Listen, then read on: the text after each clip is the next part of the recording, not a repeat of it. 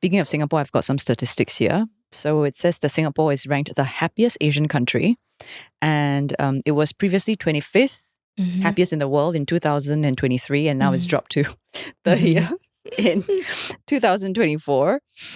I think for some people, it might come as a surprise. You know, even when I have a dinner gathering, I say, "Oh, do you know Singapore is the happiest Asian country?" And everybody's like, "What? No." There's a lot of like disagreement there. But obviously, there is certain indicators. Maybe you can tell us a little bit more, because the general consensus, at least that I'm getting, is that Singaporeans are not as happy as the label means. Yeah. But tell us more about the statistics and the indicators. Yeah. One of the indicators there, that the reason why Singapore is at the top, is that economic well-being of the country is stable. Right? And so, things like corruption are low. And so if that is one of the contributory factors, then you can imagine why, compared to the rest of the Asian countries, we're at the top. Right? But then beyond that, you have factors like generosity and other different factors. So you really, really need to scrutinize, out of the 6 factors that contribute to this number 1 position, which one is the one that actually has pushed Singapore to the top. And most of the time, based on the year's history, has been the economic part. Yeah, which is great. I mean, you do need stability. And in countries that have less stability, of course, getting to that baseline level of happiness is definitely significantly more difficult. So I think we should not discount that. But at the same time, we need to look beyond just that and think like, are we looking out for each other? Are we more competitive than we are collaborative? What are the other factors that contribute to that? And this is only one report. If you read another report, we might be number 10, right? So, when we talk about countries, right, all the Finland, Denmark always appear on top, right? And if we talk to some of the people who live there, they say there's a very strong sense of social trust, right? But they also have supremely high taxes that ensures that everybody is financially above the poverty line, something like that. So do we want that? So, it's always like we look at someone else and think we want that, but does it work here in our country? I agree. Yeah. So do you think Singaporeans are happy?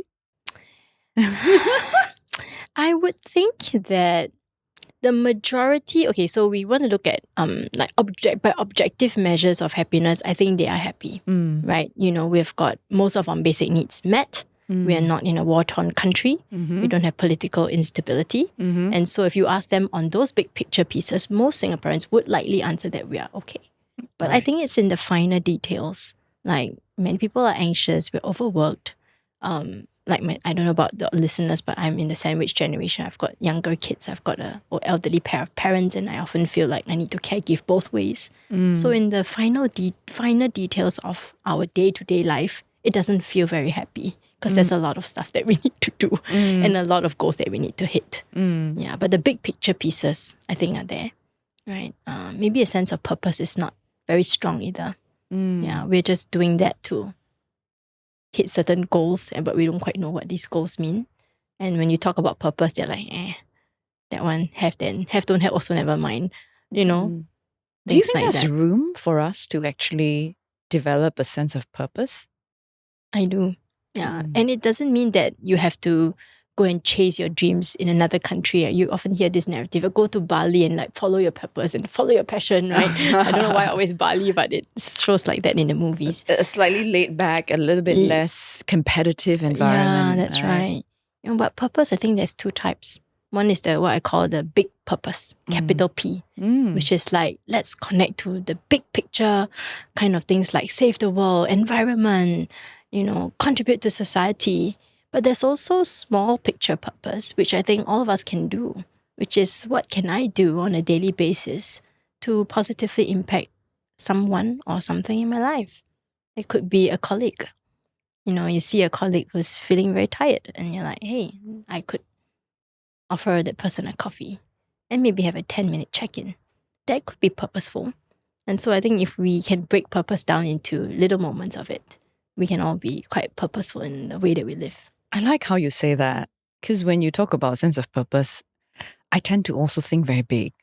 It's got to be this very Save the whales. yeah. Right? And if you don't do that, macam like you're not purposeful at all. Yeah, like the purpose is got to be this, like world changing or something, very global exactly. impact sort of a purpose. Yeah.